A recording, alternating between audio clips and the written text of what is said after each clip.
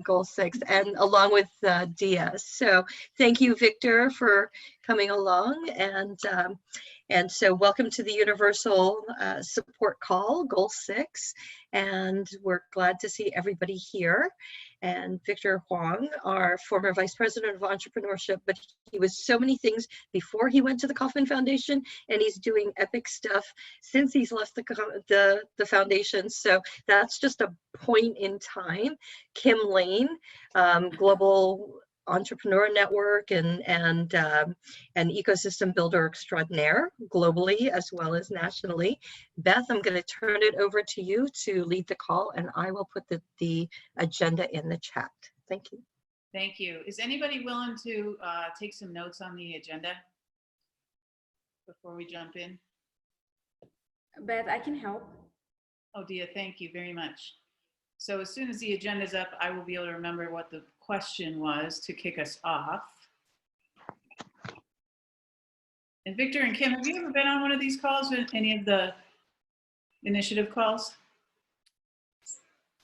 This is my first one, so I'm excited to be here. Awesome. So we start out with an interesting question each time, and I'm going to look at the agenda now, unless someone else wants to ask it.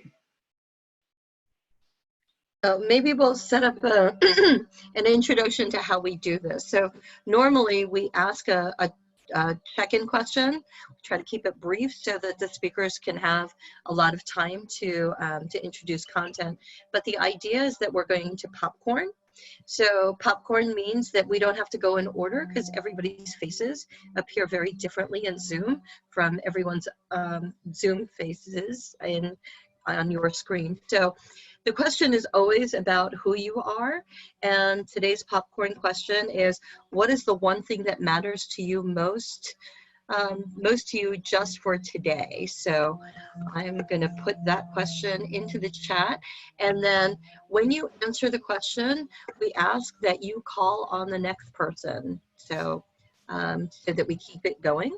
And the question again is, what is the one thing that matters the most to you just for today? And I will turn it over to Beth to answer that question. Oh, great. You think the one that wrote it would be prepared with an answer. So the one thing just today, just now, that I'm concerned with is getting my husband's 20th anniversary present wrapped before he gets home. And I'll popcorn over to Scott. There are two Scotts. Oh, there's two Scotts. Scott Gillespie. I'm sorry. Hi, Scott Resnick. Thanks, Scott. One here. Easy one for me. I think it would be great if we could focus on solutions rather than on problems. I think we've got plenty of problems and challenges. I think it would be great that we also build on other people's ideas rather than trying to have our own, and focus forward rather than repeating history by reading it. I'll take Scott 2. All right. I would say most important thing today is just that my kiddo sleeps through the night. We have had like 6 nights of really bad sleep regression. So I am just crossing my fingers that we can get through the evening in one piece. So I will go popcorn over to Norris. Oh, thanks, Scott 1 and Scott 2. The most important thing today is all the stuff that's on my to-do list that I said, oh, I'll do it over the weekend, and somehow that didn't happen. It didn't happen. That there's some stuff that, well, the stuff that has a deadline of May 11th, I probably should do first. So after I do this, and the next 4 Zoom and Skype calls I have, will get that done. I'll throw the ball to Victor. Oh, thanks, Norris. Yeah, kind of more of a light-hearted side. What matters is good weather. We've actually had some great weather this spring in Kansas City. It's been the best weather in several years for the springtime. and I'm hoping I can get out and shoot some hoops. We have a basketball hoop in our driveway, and I'm proud to say my long-range jump shot is the best it's probably ever been. But it started from a very low bar. So I think that's the one bit of progress I've made in the last couple months, is actually getting my jump shot in shape.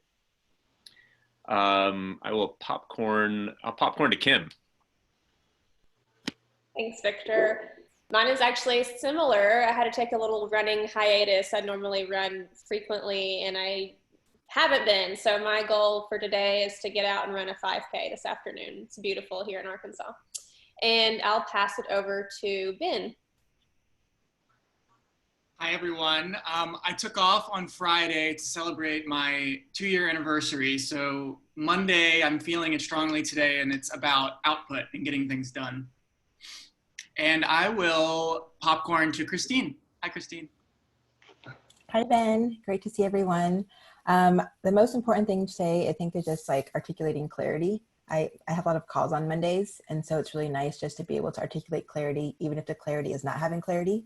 I realize that's an answer too. And so just being able to be honest and forthright with that. I will tag team Miss Amy. Hi, Amy. Hi, everybody. For me, I'm focused on organized follow through and team coordination.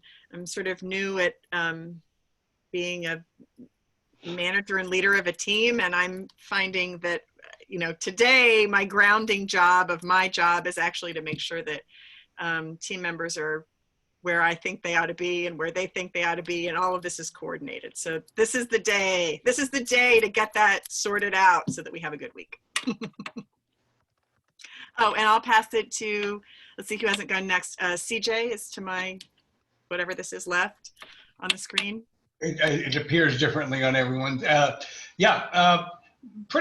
little bit in line with what some of the others are saying, although this is nothing new for today, it's just to make every day count and every hour count for something, so that I don't look back and say, I should have done it today, or I should have done it this hour.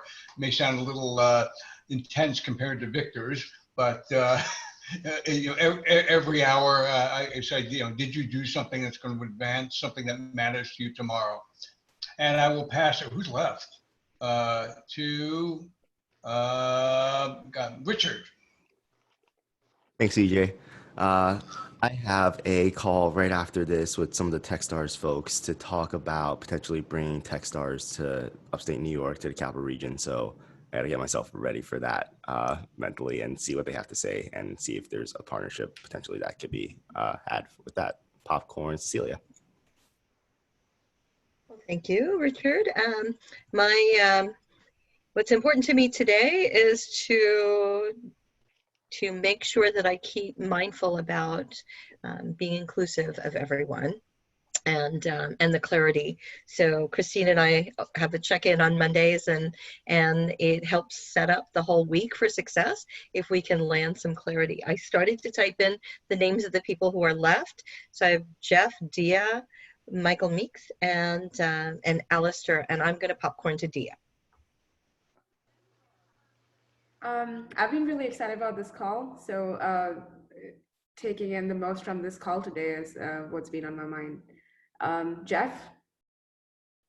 Yeah, so I think in light of Victor being on today, I'm really excited to hear how Right to Start aligns with goal 6 stuff. So I think in the context of this, that's the one thing that matters most.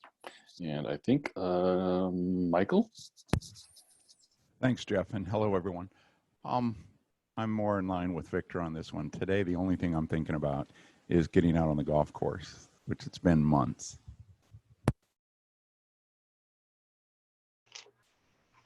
And who's left? Alistair. So Alistair gets to round us out.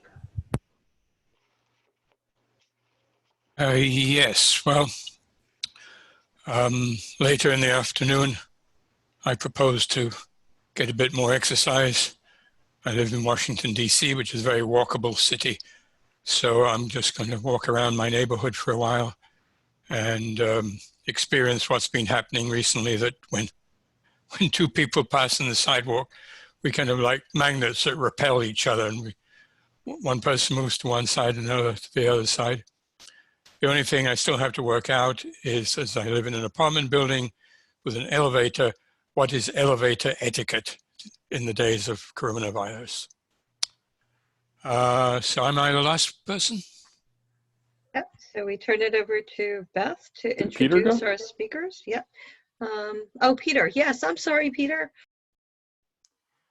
It's unusual for me to be quiet. I think that it's two things. One is, and they're both similar. One is I've been remiss in not practicing on my oud.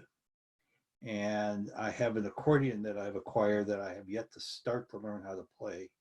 And I have a YouTube that I've lined up that will at least teach me the first step. And I got to find the time that my wife's far enough away so she doesn't have to listen to it. That's awesome. Thank you, Peter. So I am really excited to have you, Kim and Victor, on the call today. And I just want to jump right in. And I don't know which one of you want to start first, but I know we're going to have lots of questions and conversation around all of this. So let's just go. Okay. Look, so this is so cool, and so many great faces to see again. Scott, I haven't seen your face in a long time. It's great to see you. I guess I have a presentation, but I kind of feel like this is a group that doesn't really want to see presentations. So what do you prefer? I'm happy to walk through it if that helps organize your thoughts, or I can just chat. What do you think?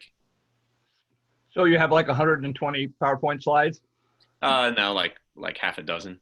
It's not a ton. Well, and I hate to say this because my first thing, oh God, please no more PowerPoint. But yeah, I think it might be good so we all are on the same page. So organizes thoughts. Okay, why don't we do that? I know then? mine needs. Yeah. Okay. And you should be able to share your slide deck, Victor. Okay, So, let me do that then. let me know if I need to turn you into a host or something. Okay. Okay. Let's see, here we go. All right, is that working? Okay, so this will be a pretty brief slide deck, but it's really geared more towards conversation. And some of you have heard parts of this conversation before because we've talked with you about it, but we are launching a new effort called The Right to Start. And this is me and this is Kim, and we're excited and honored to be able to share this with you guys. So what is The Right to Start? The Right to Start is a campaign to rebuild the American economy by putting entrepreneurs first. And this is recognizing the fact that rebuilding is happening both in terms of the immediacy with the pandemic, but also rebuilding in terms of a decades-long a crisis in terms of entrepreneurship. And so we're reframing the idea of entrepreneurs of all kinds as starters. These are the starters who drive our prosperity. But to create an economy that prioritizes starters, we need to change minds, change policies, and change communities. And so by changing minds, what we're really talking about is the fact that so much of the work around entrepreneurship tends to be ignored, that we need to win the battle of ideas. We need to win attention. And so shifting the idea that entrepreneurship is just about techies or startups or business or jobs into something where it's about everybody is actually a big part of the battle. In terms of changing policies, as you know, policy for entrepreneurship tends to be very siloed. We kind of get the leftovers from a policy standpoint if people even bother paying attention sometimes. And what we really need to do is to reframe entrepreneurship as an issue that cuts across state, federal, and local lines. It cuts across tax policy, economic development, workforce training, education policy, regulatory policy. Pretty much every aspect of policy needs to enshrine this idea that starters are really at the forefront of the issues we should care about. And in terms of communities, reframing how communities think about the role of starters, entrepreneurs really at the forefront of driving community change. That if we lift up our entrepreneurs and starters, we lift up our communities. And by lifting up our communities, we lift up the whole nation. So changing minds, policies, and communities is really the effort of tying all this work together. The urgency for change with the right to start is clear. Before the pandemic, we were already facing some of these big issues in terms of decline in economic dynamism, Business starts at a low, capital access is hard, big businesses are favored by government, tech and automation were already changing jobs, education was already lagging. Now the pandemic has exacerbated these issues dramatically. There's millions of displaced workers now that need to seek alternative incomes. Closed businesses need to reopen and new businesses need to start to supply these missing goods and services. And now we're seeing this push for national security to require more diverse supply chains. We can't rely on having so much of the stuff we need made far away. There's going to be a drive to bring starters back home to start making stuff closer. And then market consolidation by big companies. We're seeing this now. While unemployment's probably over 20%, the stock market's at an all-time, it's raging back, which just means that the big companies are going to win and the entrepreneurs are going to suffer.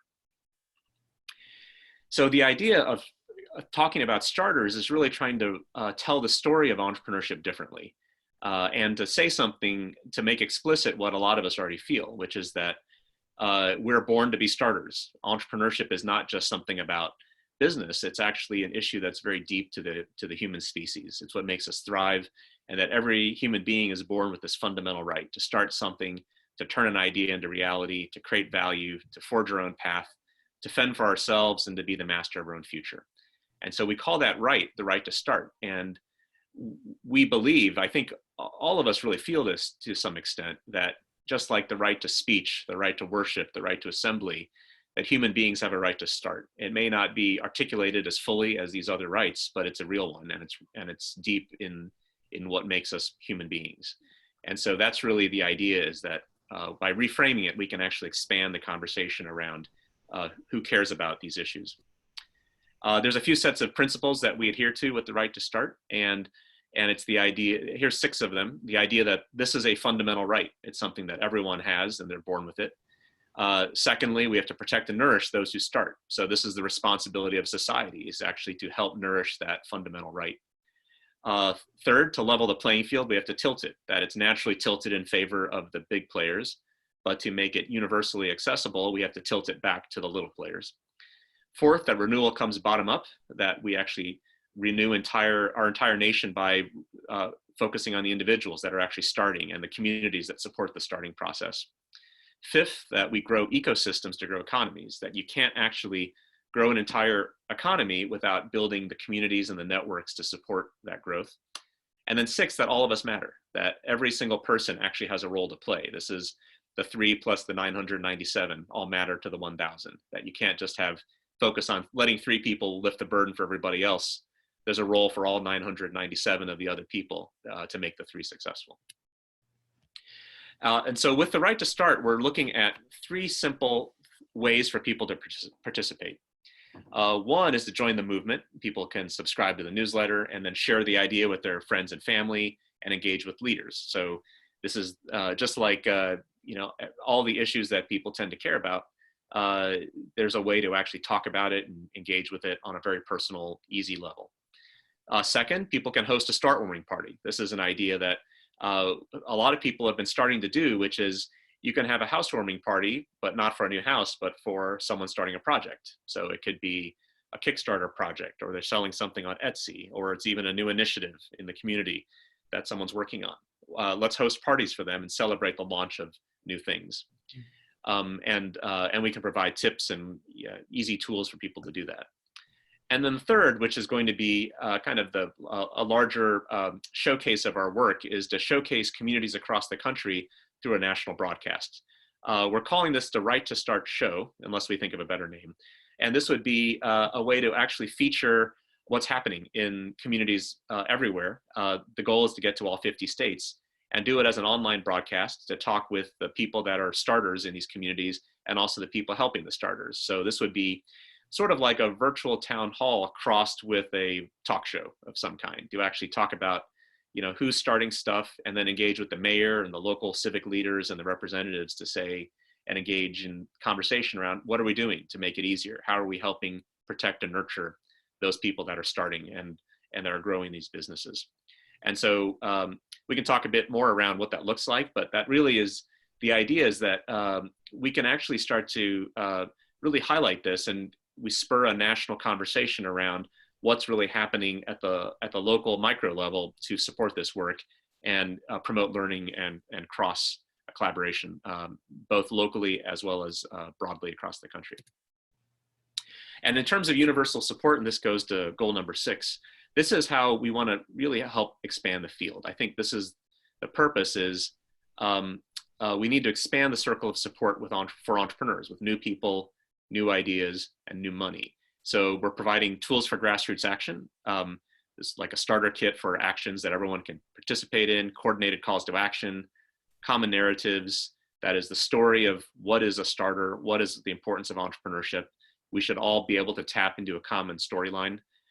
Common policy proposals. We've created a roadmap of ideas that are inspired by America's new business plan on how to activate and support starters locally. We can reach new supporters. And by getting people, it's not just the 3, it's all 997, and to expand that.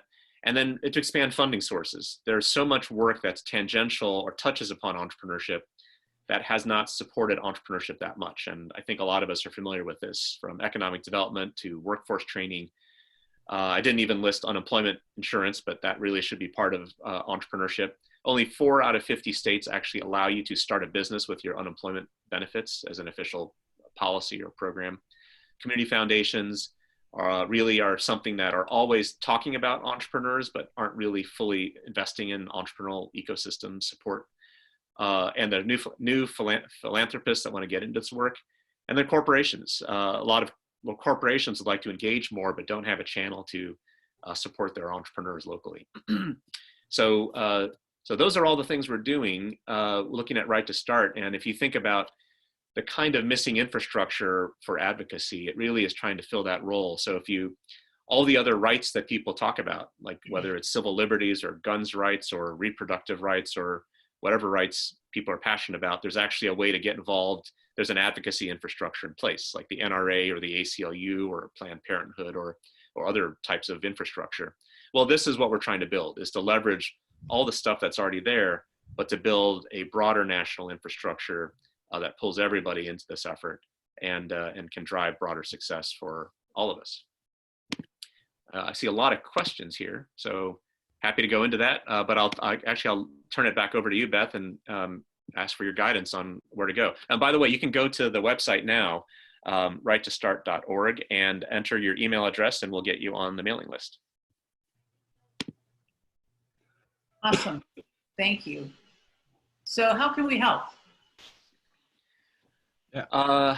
I think there's a few ways. One is your feedback on this, and I know, Beth, you and I have been talking, and there's other ideas. So one is just your feedback on this idea as we continue to improve it and make it better. 2, if you've got communities you want to nominate to host these Right to Start shows, that'd be great. 3, sign up and help promote these ideas, help think about how do we engage people in these ideas to be part of the movement, how to expand the circle of people supporting this work. Yeah, I think those would be 3, substantive, very valuable ways for people to get involved. Thank you. Who else has questions?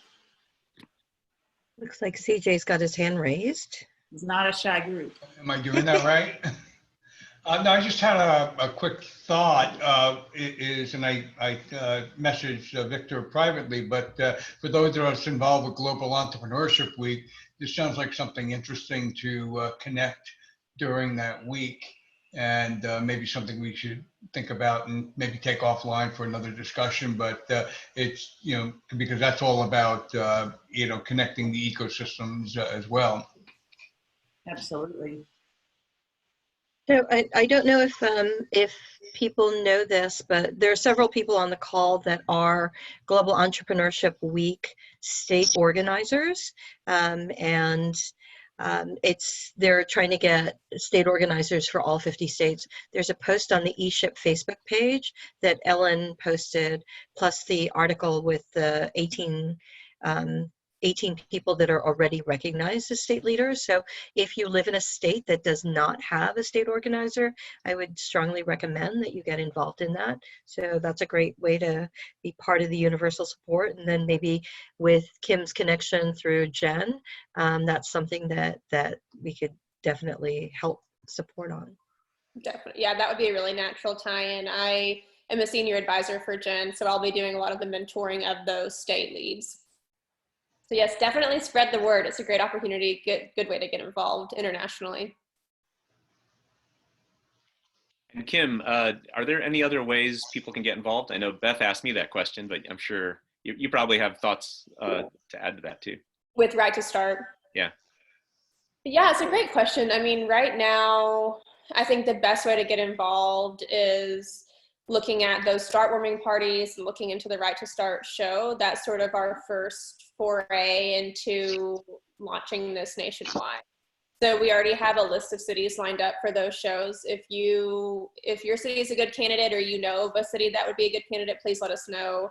And you know, once we launch, right now we're obviously in the startup stage, and once we launch, definitely helping spread the word.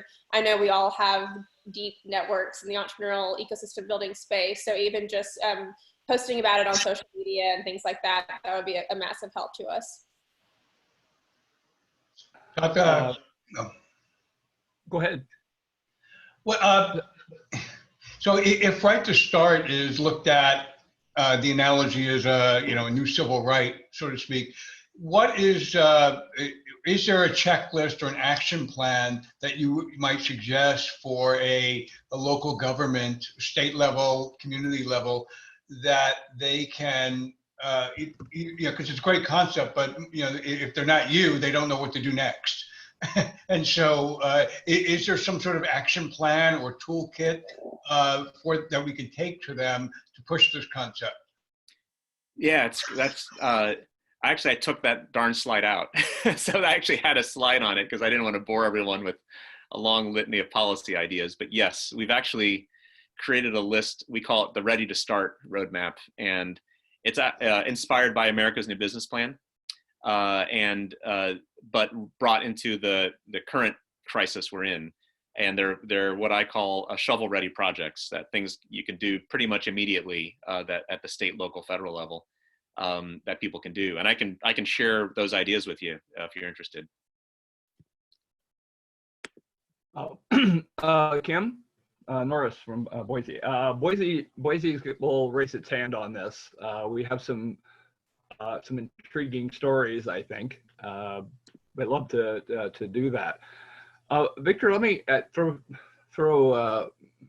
I'm sorry to move from basketball to baseball, but maybe this is a bit of a curveball. Is a lot of the right to start is also the right to disrupt.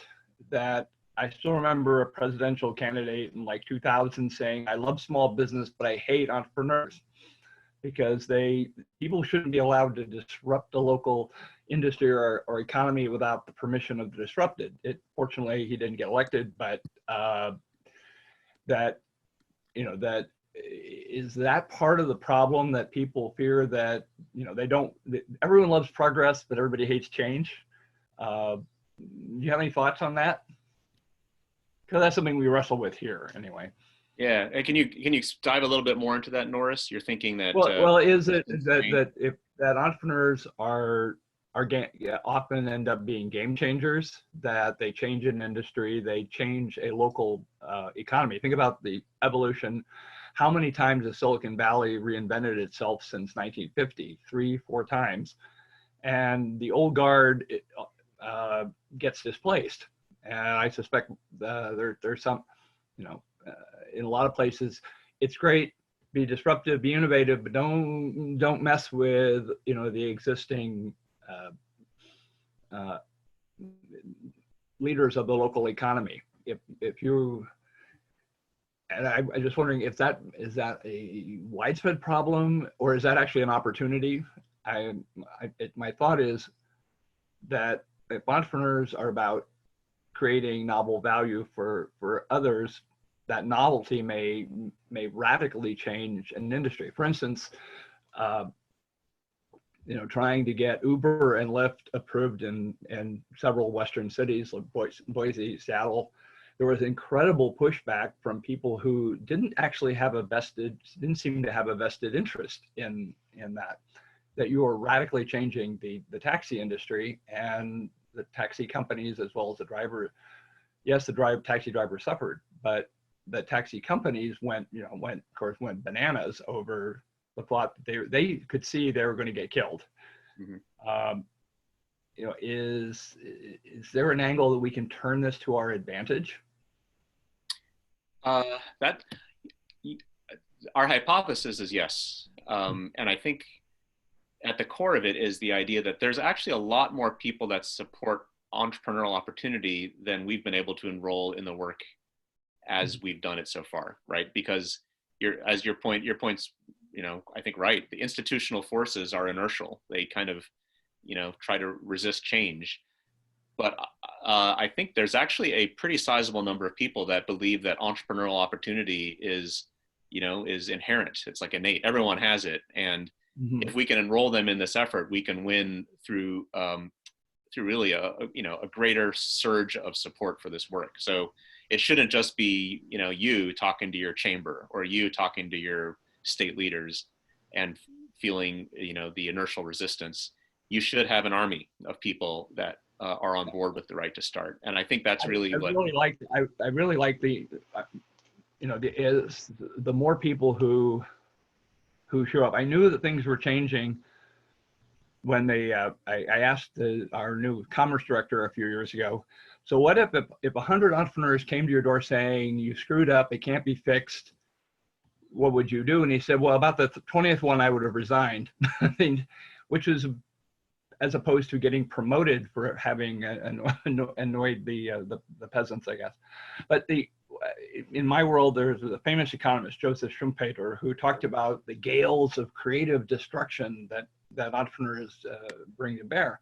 And everyone forgets that he followed that with creative construction, that what happens is in the wake of creative destruction, this is creative destruction, that you suddenly find you end up much better off afterwards. Yes, there's a lot of turbulence. So is it making, getting that message across? And I think sheer numbers you may be right on with the sheer numbers matter.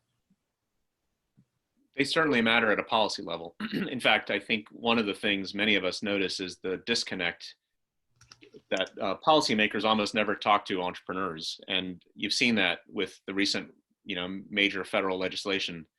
They talk to other think tanks in DC, they talk to legislators, but very few people in the entrepreneurial sector were actually talked with in any of this work. I know because I would get tapped for advice from people, at kind of like a next ring out. But I always wondered, how do they actually get the voice of entrepreneurs fed into the process? And it was not pretty on some of that work. And rather than go into all the details of it, I think if there was a voice of entrepreneurship that actually could pull in that larger army, I think that would really, it would make it easier to drive change. CJ. Thank you. Yeah, mine's just kind of both an add-on comment and also something I was saying before. I like the concept of right to start. I don't necessarily look at it as something that's not compatible with growth entrepreneurship. On the other hand, there's so many governments pushing establishing a small business, and I think there should be something maybe different and in between to encourage those who don't know about growth entrepreneurship to get out there and do so, but to be pushed to have a policy way of doing so, or having the local governments help. And again, if there was a toolkit or a way to do this, that would take some of the load off of some of us ecosystem builders who are engaged with growth entrepreneurship and ways of getting capital, et cetera. And we sort of forget those who haven't put that toe in the water yet. That wasn't the question, I apologize, but it was just a comment. Dia had a question.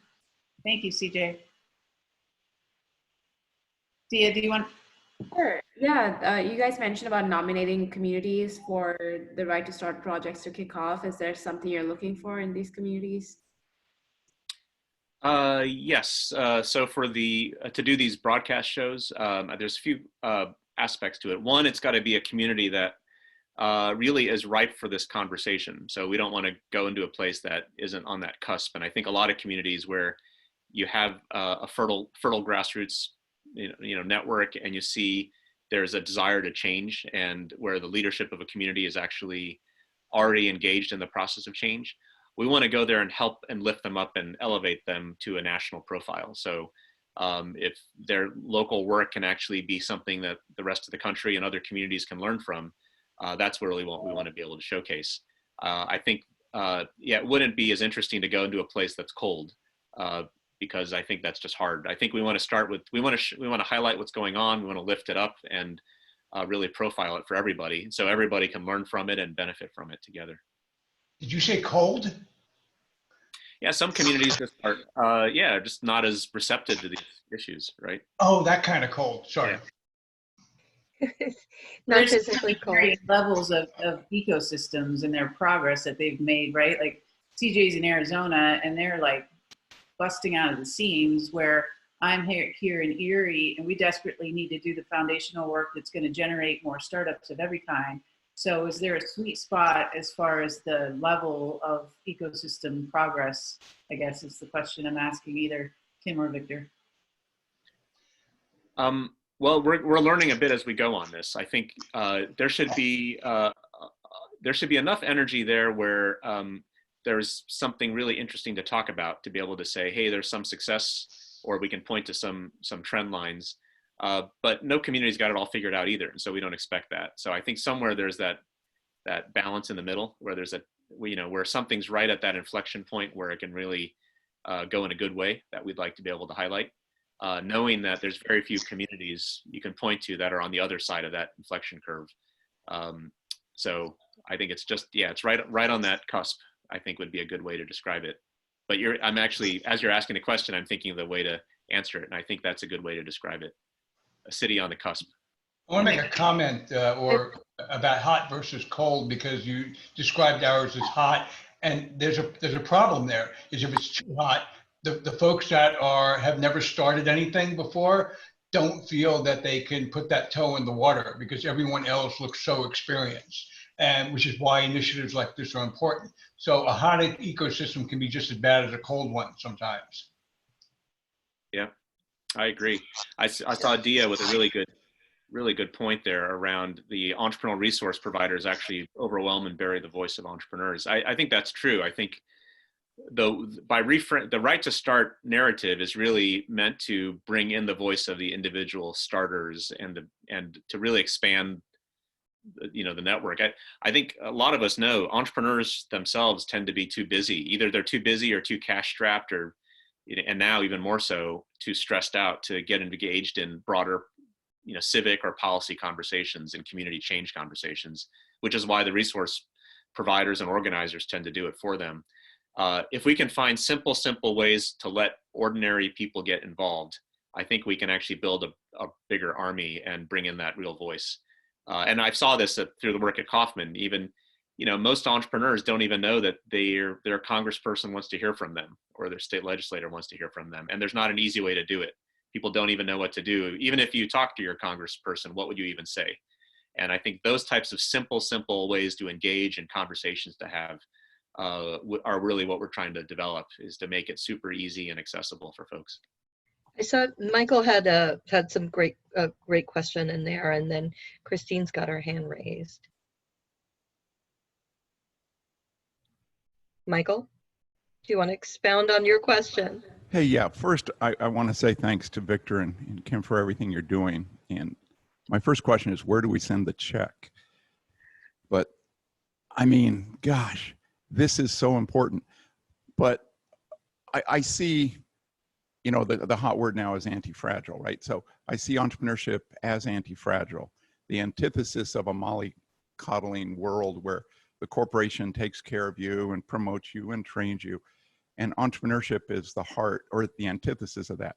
So my real question is, do you are you currently facing this sort of trend? Do you see this trend? Because you're looking at the national picture, the policy picture. Do you see that trending in the wrong direction? Or do you expect to see more pushback as we go? How we get out of this coronavirus problem, and are we going to move to a UBI? Are we going to move further away from entrepreneurship? You're asking a bigger question around what are the big sort of macro policy trends and the idea of creating an anti-fragile world. This is a bigger, wonkier discussion. I actually do think this is what's going on. I think you can see the trend towards populism in so much of the world is essentially a breakdown of the economic consensus of the last 50 years. The basic consensus was that big is better, and that you actually lift up an entire economy by focusing on the biggest institutions and the biggest players. Some people call that the neoliberal or the Washington consensus or neoliberalism, which is, no reason to get into that unless you want to. But I think that's completely broken down now. It's not, I think it has broken down, and people are really looking for what is the economic model of our society going forward. And right now it's sort of populism is kind of the response, but that's not a coherent set of policy ideas on what that new society looks like going forward. And I think what we're trying to present is a set of ideas that say, this is actually how to govern a society on a larger level that can, govern us for the next 100 years through it's an anti-fragile, how to build an anti-fragile world that makes people resilient with grit and a growth mindset and empowers people to start. I think there's a bigger part of the story that we're trying to participate in, which is actually providing a new, operating system for governance and economics, and using entrepreneurship and starters as a key part of that. So it's a bigger question, and I actually agree with your point on that. Just real quick, and then I want to hear from Amy, because she had made a statement that I don't necessarily understand, but I just want to add, just today I got a note from a 7th grade teacher who we brought to town this entrepreneurial mindset training for everybody, and 7th grade students are getting this gift, and he is so excited about how their mindsets are shifting to be thinking like entrepreneurs, and it's just a really cool thing. But that's where we need to start. So Amy, can you talk about your comment? I'm not sure everyone would see UBI as antithetical to entrepreneurship and BizStart. Yeah, I think I would just think of this as when I'm hearing, at least through my lens, I work with Common Future, which used to be known as Bali. When I'm hearing about this campaign, Victor, at least what excites me, this could be my lens, right? But what's exciting to me is that this is the potential to really think about, to really embrace entrepreneurship in a broader sense. That if it's, right now, let's be honest, it's too risky, and I don't mean risk in a romantic way. I mean lose everything you have, not have enough to start even like a nail salon, which I know in the Kaufman sense that may not be, it's not a growth company, but that's where not just nail salons, let me not focus too much, but Main Street businesses, the range of businesses that folks could start that could make a difference in the economy in their place, all the way to the, Ubers that might actually be kinder companies, but that's a whole other story. The whole range of companies, that's what's exciting to me about this. And I think, if I'm not reading into it, I'm hearing you say, there are probably some policies, and you may need to you're going to have to put some flags in the sand, right? About policies that will make it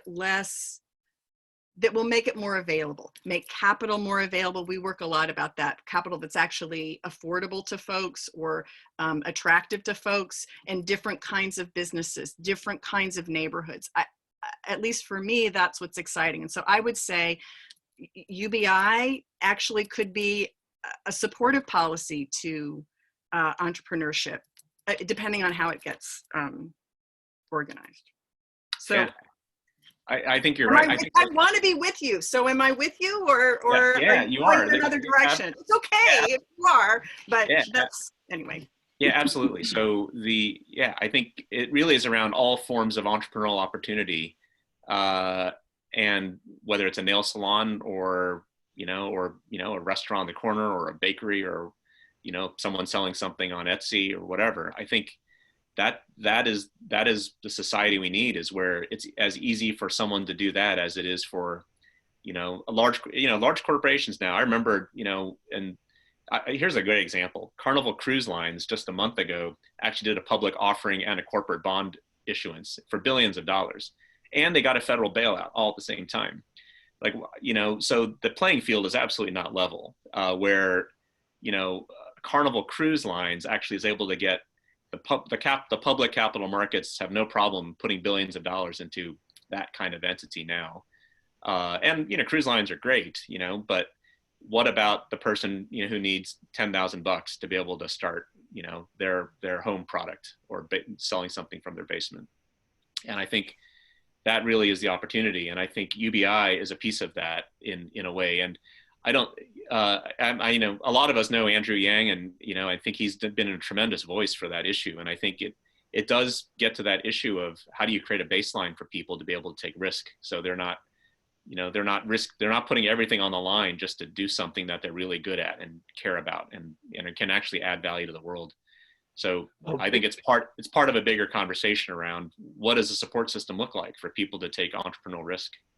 And I think that's what Jackie mentioned, especially in the chat about diverse entrepreneurs, right? So, and the one thing that a unified message has is it's able to allow air cover and a halo for some of these efforts. And I want to make sure that we're able to maybe share in the agenda if you want to put your questions or follow-ups in for Victor and Kim in what you're seeing in your community as a conversation piece.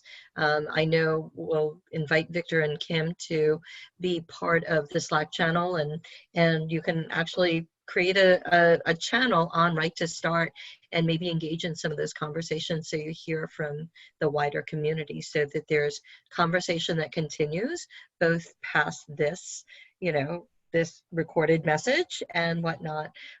Victor, can I ask if we can have that slide deck to put into the agenda so that we can share it?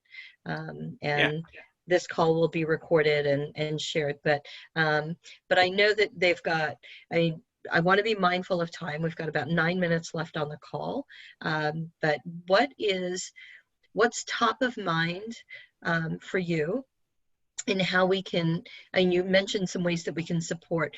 What is it that this particular audience of people, these ecosystem builders that are working in their custom and bespoke ways, how can they help inform and assist in your efforts, wide range? Mm-hmm. I think I mentioned those three, and I can sort of go deeper into each of those different ways. One is just sign up and join up. So the website righttostart.org, put your email address in there, and that's simple. But really, I think that's joining our conversation. So trying to reframe this issue as not entrepreneurs as something for other people, but as the right to start as something for everybody. It's not just for, I'd heard that comment before in, past years of people would say like, oh, well, startups that's something for, white people or rich people or privileged people. It's always other people can do it, not me. And I think by reframing the story around starting and being a starter and being, the right to start, we actually, I think, have a chance to tell the story differently. And so for the people on this call, help us be part of that narrative and help us reframe the story around, starting, as opposed to, the word entrepreneur has a lot of baggage on it. Unfortunately, it shouldn't, but it does. People think it's an activity for other people to do or privileged people to do. To me, it doesn't, but it does for a lot of the popular, imagination. And I think what we're trying to do is to take back our language by doing this. So everyone can be part of that effort to take back the language and create a different way to talk about this story. In terms of these start-warming parties, we're going to roll out a simple set of, ideas on how to do that. But really, wouldn't it be great if start-warming parties became as common as housewarming parties? And you can do them on Zoom. There's no reason you can't. But it just became something that people just learned how to do. People would host start-warming parties when they launch something, or they'd host them for friends when they're launching something. And it doesn't even have to be a new business. It could be a new product line within an existing business, or a new idea. You're a restaurant launching a new menu or something like that. I don't know. There's a lot of ways you could do that. So really, to become part of thinking around how do we, the purpose of start-warming parties is to start to universalize the notion that entrepreneurship is not something that happens in dark corners, in hidden basements. It's something that's happening everywhere all the time, in your neighborhood, in your community, that you just don't know. And we're going to make it visible. So we're trying to take it out of the sort of the hidden corners and make it accessible for everybody. There was a study that came out recently that said that basement web businesses actually have a huge correlation with the wealth of a community. And that there's something like 20 million basement web businesses going on in the country that aren't really being captured by the economic data. And I think that's true. I think lots of people have little businesses going on the side that we're just not seeing, and they have a real effect on the community's vibrancy. And the third thing around this, the show we're going to do, be a fan of the show. I mean, we're trying to, as Kim and I have been talking about it, we've been thinking, more and more creatively. It first started with, how do we, it was going to be, before the pandemic, it was going to be a road trip. And then it became a series of, let's do some virtual town halls.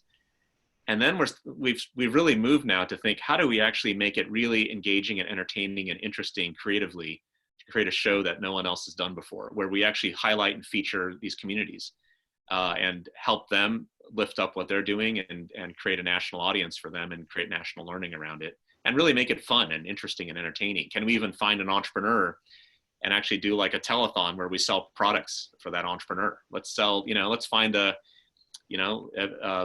let's find a, an entrepreneur in, Erie, and who's selling something on Etsy, and let's try to sell 100 of their products in an hour on the show. I don't know. I'm just, can we actually try something like that? So let's be creative about it. And I think if you can, everyone on this call can be part of it and help us, that would be wonderful. And we're just thinking of, what's the QVC of the Zoom era for entrepreneurs, and make it actually really interesting, and engage the mayor and the representative in the effort to do it. Very cool.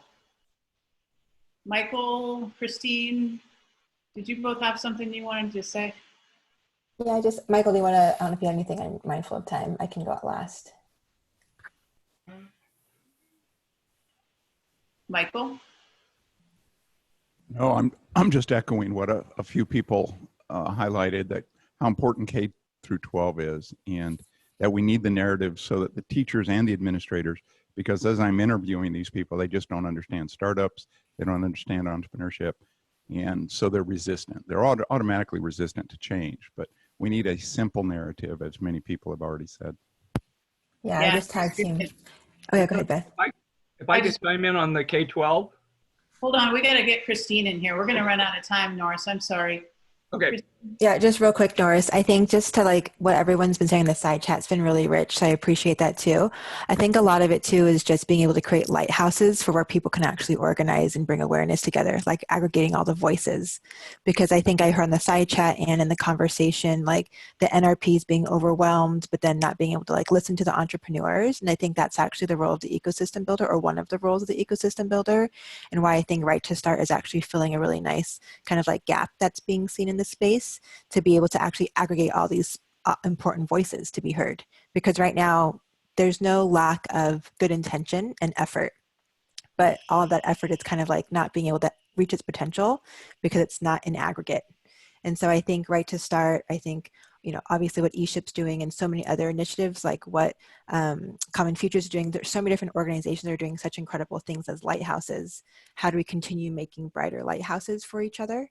So that we're able to organize and actually make sure that our efforts are actually being seen and heard. And so I think being able to figure out, are there other players that are really important to shine a light on, and for us to bring them to more awareness of each other. So I really appreciate this call and the comments that have been shared. Thank you, Christine. We have about 2 minutes left. Norris, 1.5. Scandinavia. Every Finnish school teacher has a module on entrepreneurship and innovation. They all have to take that. Denmark has been pushing entrepreneurship classes out to high schools and junior high schools. They're doing a lot of, there's some amazing initiatives going on outside the United States that we should take a long look at. Thank you. Quick feedback just on that, Norris. It was at the last Global Entrepreneurship Congress that I realized that the US was not only slow on this, but we were actually falling behind a lot of other countries, that we had not prioritized this issue, and we're about to get leapfrogged on this. So there's an urgency at a national level for this. Thank you both, Kim and Victor, and everybody for the great questions and chat conversations. Kim, Victor, parting words? Oh, so wonderful. This has been such a wonderful conversation with so many great ideas. I was writing notes furiously down. I love the idea of creating lighthouses, Christine. I think everyone's feedback has been just wonderful. Thank you for being part of this and contributing. Kim? Yes, thank you so much. I've been taking notes as well and copying and pasting some of the notes directly from the chat. And just to echo some of the thoughts, I saw this come up a lot in the chat and I love it. Part of the problem we all know is that entrepreneurship in general, you know, it is alienating for some people to even think about being an entrepreneur. CJ, to your point, some areas that are so bustling with entrepreneurs makes it actually harder to get involved. And that's part of the beauty of, you know, if we rethink entrepreneurship as an intrinsic right to start that we all have, then all of a sudden it doesn't matter where you are or what your background is. That means that you have the right to start because we were all born with it. So I think part of, you know, we talk about how can we help spread the word of this organization, et cetera. Part of it is just rethinking, helping us to reframe the way people think about starting in general. How do we motivate anyone to start, even people who have a full-time job and can start something at night? It's not about taking huge risks, as people said in the chat as well. So again, the feedback is so helpful. The questions are so helpful, and thank you all for being here. Great, and just a reminder to everybody, so this call is recorded and it'll live in the dashboard. I will put a link to the chat into the agenda, which you should all have a link from your reminder email. If you have any questions in the meantime, please feel free to reach out. And thank you so much for your time and energy. Appreciate you all, and we'll look forward to speaking to you on the next call. Have a great week. Thank you. Great job, Victor and Kim. Bye. Thank you guys for joining. Take care. You. Thank you.